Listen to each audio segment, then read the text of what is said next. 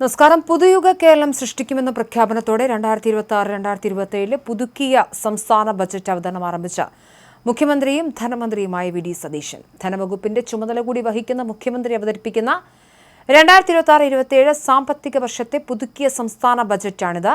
മുൻ സർക്കാർ സമ്പൂർണ്ണ ബജറ്റ് പാസാക്കിയിരുന്നതിനാലാണ് UDF സർക്കാർ ഇപ്പോൾ പുതുക്കിയ ബജറ്റ് സഭയിൽ സമർപ്പിക്കുന്നത്.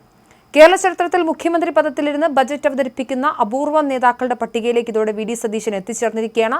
ആർ. ശങ്കർ, ഉമ്മൻചാണ്ടി എന്നിവരാണ് ഇതിനു മുൻപ് മുഖ്യമന്ത്രിയായിരിക്കെ ബജറ്റ് അവതരിപ്പിച്ചിട്ടുള്ളത്. സംസ്ഥാനത്തിന്റെ ധനസ്ഥിതി വ്യക്തമാക്കുന്ന ധവളപത്രം പുറത്തുവിട്ട് 2 ആഴ്ചയ്ക്കുള്ളിലാണ് ഈ ബജറ്റ് അവതരണമെന്ന പ്രത്യേകതയുമുണ്ട്. വ്യക്തമായ ജനവിധിയോടെ അധികാരത്തിൽ വന്ന സർക്കാർ പുതുയുഗ കേരളം സൃഷ്ടിക്കാൻ പ്രതിജ്ഞാബദ്ധമാണെന്ന് മുഖ്യമന്ത്രി ആമുഖ പ്രസംഗത്തിൽ സംസാരിച്ചു. സദ്ഭരണവും സഹാനുഭൂതിയും എന്ന പ്രമേയത്തിലൂന്നിയാണ് ബജറ്റ് തയ്യാറാക്കിയിരിക്കുന്നത്. അടിസ്ഥാന സൗകര്യ വികസനവും ക്ഷേമ പ്രവർത്തനങ്ങളും ഒരുമിച്ച് മുന്നോട്ട് കൊണ്ടുപോവുകയെന്ന UDFന്റെ പ്രഖ്യാപിത നയം യാഥാർത്ഥ്യമാക്കാനാണ് ബജറ്റിലൂടെ ലക്ഷ്യമിടുന്നത്. കിഫ്ബി പുനഃസംഘടന, അധിക വിഭവ സമാഹരണം, നികുതി ചോർച്ച തടയൽ, കുടിശ്ശിക പിരിച്ചെടുക്കൽ, ചെലവ് ചുരുക്കൽ എന്നിവയ്ക്ക് ബജറ്റിൽ മുൻഗണന നൽകുന്നു. കേരളം വലിയ സാമ്പത്തിക പ്രതിസന്ധി നേരിടുന്ന കാലഘട്ടമാണിതെന്ന് മുഖ്യമന്ത്രി ചൂണ്ടിക്കാട്ടി. കേന്ദ്ര വിഹിതത്തിൽ 20,500 കോടി രൂപയുടെ കുറവുണ്ടായതും വരാനിരിക്കുന്ന ശമ്പള പരിഷ്കരണവും സംസ്ഥാനത്തിന്റെ കടബാധ്യത വർദ്ധിപ്പിക്കുമെന്നും അദ്ദേഹം വ്യക്തമാക്കി. ഈ പ്രതിസന്ധികൾക്കിടയിലും KSRTCയിലെ സൗജന്യ യാത്ര അടക്കമുള്ള ഇന്ദിരാ ഗ്യാരണ്ടികൾ ഇതിനോടകം സർക്കാർ നടപ്പിലാക്കി വരികയാണ്.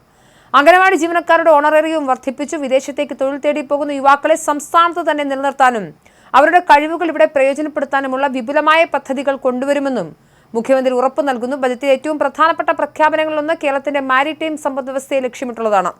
കേരളത്തിന്റെ തീരദേശം, തുറമുഖങ്ങൾ, മറ്റ് ജലസ്രോതസ്സുകൾ എന്നിവയെ സംയോജിപ്പിച്ചുകൊണ്ട് മിഷൻ സമുദ്ര എന്ന ബൃഹത് പദ്ധതി മുഖ്യമന്ത്രി പ്രഖ്യാപിച്ചു.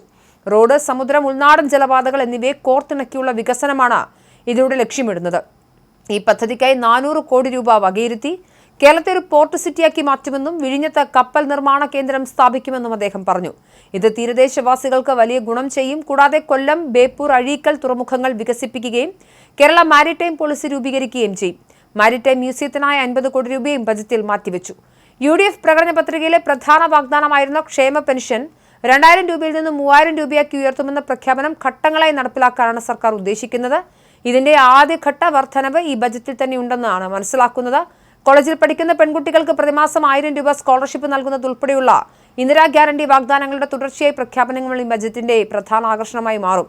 കഴിഞ്ഞ സർക്കാരിന്റെ ധനധൂർത്തും കെടുകാര്യസ്ഥതയും തുറന്നുകാട്ടുന്ന ധവളപത്രത്തിലെ കൃത്യമായ കണക്കുകൾ ഉദ്ധരിച്ചുകൊണ്ട് തന്നെയാണ് മുഖ്യമന്ത്രി തന്റെ പ്രസംഗം തുടങ്ങിയതെന്നതും ശ്രദ്ധേയമാണ്. സംസ്ഥാനം നിലവിൽ നേരിടുന്ന ചരിത്രത്തിലെ ഏറ്റവും വലിയ സാമ്പത്തിക പ്രതിസന്ധിയും അദ്ദേഹം ചൂണ്ടിക്കാണിക്കുന്നുണ്ട്. എന്തായാലും വിഴിഞ്ഞത്തെ കേരളത്തിന്റെ മുഖമുദ്രയാക്കി മാറ്റും. മാത്രമല്ല, കഴിഞ്ഞ സർക്കാരിന്റെ ഏറ്റവും പ്രധാനപ്പെട്ട സാമ്പത്തിക രൂപീകരണമായ കിഫ്ബിയെ പൊളിച്ചെഴുതുമെന്ന വിവരവും വരുന്നുണ്ട്. കിഫ്ബിയെക്കുറിച്ച് കൂടുതൽ പഠിക്കാൻ വിദഗ്ധ സമിതിയെ രൂപീകരിക്കും. വയോജനങ്ങൾക്കായി പ്രത്യേക വകുപ്പ് രൂപീകരിക്കുന്ന കാര്യങ്ങളടക്കമുള്ള വിഷയങ്ങൾ സംസാരിക്കുന്നുണ്ട്. 4 പ്രധാനപ്പെട്ട അന്താരാഷ്ട്ര എയർപോർട്ടുകളുണ്ട്. ഇവയെ സമഗ്രമായി വികസനത്തിന്റെ പാതയായി ചിത്രീകരിക്കും, അല്ലെങ്കിൽ അതുമായി ബന്ധപ്പെട്ടുള്ള വികസന പ്രവർത്തനങ്ങൾ നടപ്പിലാക്കും തുടങ്ങിയ സമഗ്രമായ വികസന പദ്ധതികളാണ് അദ്ദേഹത്തിന്റെ ബജറ്റിൽ ഉള്ളത്.